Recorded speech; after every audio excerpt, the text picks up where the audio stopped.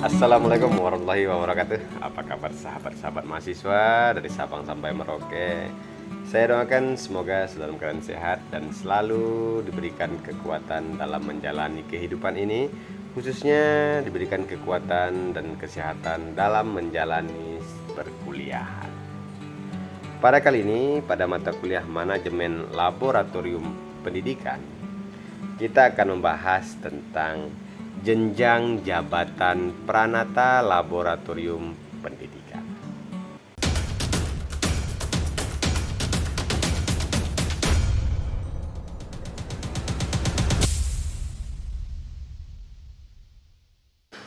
Sahabat-sahabat mahasiswa, jabatan fungsional Pranata Laboratorium Pendidikan pertama kali tertuang pada Peraturan Menteri Negara Pemberdayaan Aparatur Negara dan Reformasi Birokrasi Nomor 3 Tahun 2010. Salah satu pertimbangan yang mendasari penetapan jabatan fungsional Pranata Laboratorium Pendidikan yang dikenal dengan singkatan PLP adalah dalam rangka pengembangan karir dan peningkatan profesionalisme pegawai negeri sipil yang melaksanakan pengelolaan laboratorium pada lembaga pendidikan.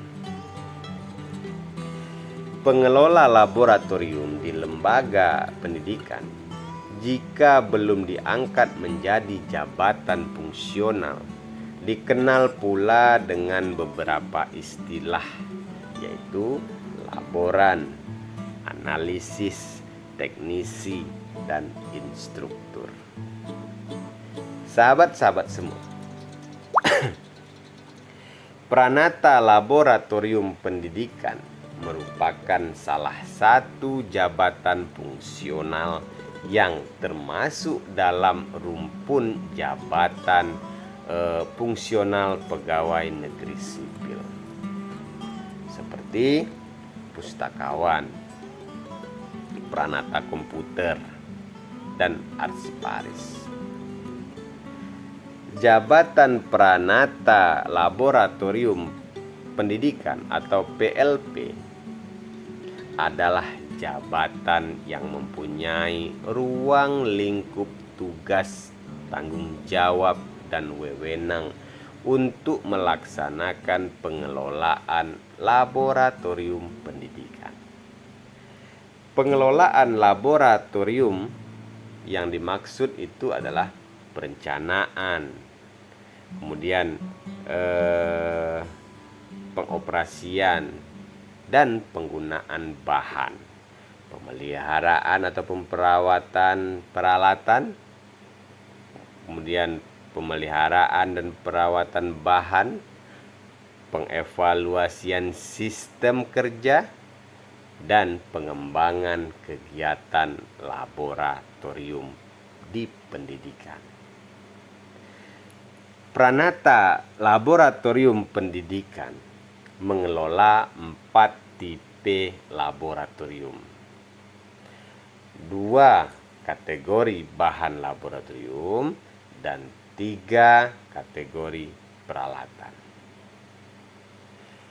Tipe laboratorium yang tercantum di dalam Peraturan Menteri Pendidikan dan Kebudayaan Republik Indonesia Nomor 145 Tahun 2004 yaitu yang pertama adalah laboratorium tipe 1, laboratorium tipe 2, laboratorium tipe 3, laboratorium tipe 4. Nah, jadi sahabat-sahabat semua, dalam laboratorium pendidikan itu berdasarkan Permendiknas, Peraturan Menteri Pendidikan dan Kebudayaan Republik Indonesia tahun 2014 nomor 145 itu memiliki tipe-tipe sejak dari laboratorium tipe 1, tipe 2, tipe 3, tipe 4. Tentu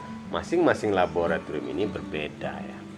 Nah, kita akan coba lihat apa itu sebenarnya laboratorium tipe 1. Laboratorium tipe 1 yaitu laboratorium ilmu dasar yang terdapat di sekolah pada jenjang pendidikan menengah atau unit pelaksana teknis yang menyelenggarakan pendidikan dan atau pelatihan dengan fasilitas penunjang peralatan kategori 1 dan 2. Dan bahan yang dikelola adalah bahan kategori umum untuk melayani kegiatan pendidikan siswa. Nah, kemudian yang kedua itu adalah laboratorium tipe 2. Laboratorium tipe 2 yaitu laboratorium ilmu dasar yang terdapat di perguruan tinggi tingkat persiapan semester 1 dan 2 atau unit pelaksana teknis yang menyelenggarakan pendidikan atau pelatihan dengan fasilitas penunjang peralatan kategori 1 dan 2 dan bahan-bahan yang dikelola adalah bahan kategori umum untuk melayani kegiatan pendidikan mahasiswa. Kemudian yang ketiga itu adalah laboratorium tipe 3, yaitu laboratorium bidang keilmuan terdapat di jurusan atau program studi atau unit pelaksana teknis yang menyelenggarakan pendidikan atau pelatihan dengan fasilitas penunjang peralatan kategori 1, 2, dan 3. Dan bahan yang dikelola adalah bahan kategori umum dan khusus untuk melayani pendidikan dan penelitian mahasiswa dan dosen. Kemudian yang keempat itu adalah laboratorium tipe 4, yaitu laboratorium yang terdapat di pusat studi fakultas atau universitas atau unit pelaksana teknis yang menyelenggarakan pendidikan atau pelatihan dengan fasilitas penunjang peralatan kategori 1, 2, dan 3. Dan bahan yang dikelola adalah bahan kategori umum dan khusus untuk melayani kegiatan penelitian dan pengabdian kepada masyarakat, mahasiswa, dan dosen. Sahabat-sahabat mahasiswa, bahan laboratorium adalah segala sesuatu yang diolah atau digunakan untuk pengujian, kalibrasi, atau produksi dalam skala terbatas. Nah, kategori bahan yang digunakan di laboratorium yaitu bahan umum dan bahan khusus. Bahan umum adalah bahan yang penanganannya tidak memerlukan persyaratan khusus. Sedangkan bahan khusus adalah bahan yang penanganannya memerlukan perlakuan dan persyaratan khusus. Peralatan laboratorium adalah mesin, perkakas, perlengkapan, dan alat-alat kerja lain yang secara khusus dipergunakan untuk pengujian, kalibrasi, atau produksi dalam skala terbatas.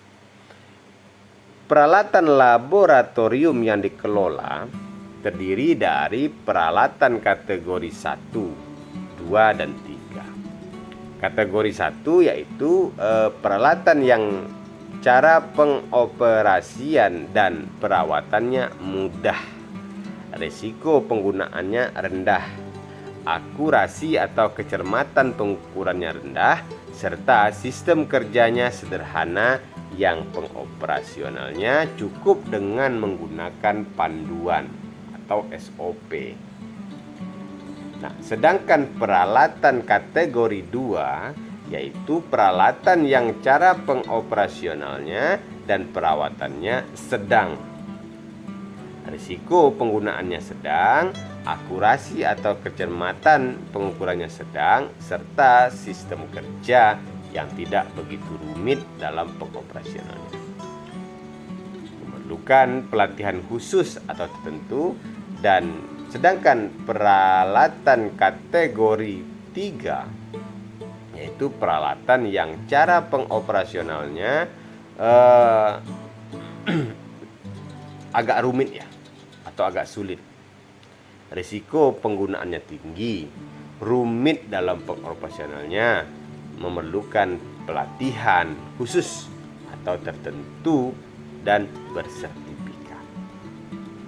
Sahabat-sahabat mahasiswa, peraturan-peraturan yang berkaitan dengan jabatan fungsional Pranata Laboratorium Pendidikan itu banyak sekali ya mengaturnya. Di antaranya itu tentang Peraturan Menteri Pemberdayaan Aparatur Negara dan Reformasi Birokrasi Nomor 3 Tahun 2010 tentang jabatan fungsional Pranata Laboratorium Pendidikan dan angka kreditnya. Dan banyak lagi peraturan-peraturan yang mendasari tentang jabatan fungsional Pranata Laboratorium Pendidikan. Nah, sahabat-sahabat semua,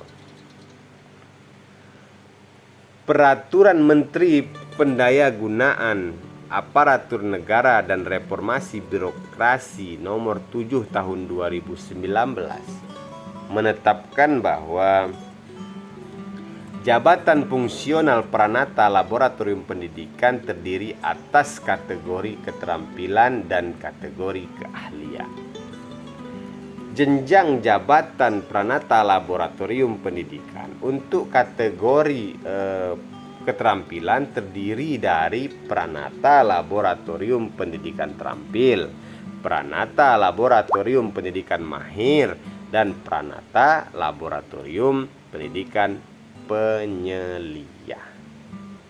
Sedangkan jenjang jabatan fungsional Pranata Laboratorium Pendidikan dikategorikan keahlian terdiri dari Pranata Laboratorium Pendidikan Ahli pertama, Pranata Laboratorium Pendidikan Ahli Muda, dan Pranata Laboratorium Pendidikan Ahli Madya.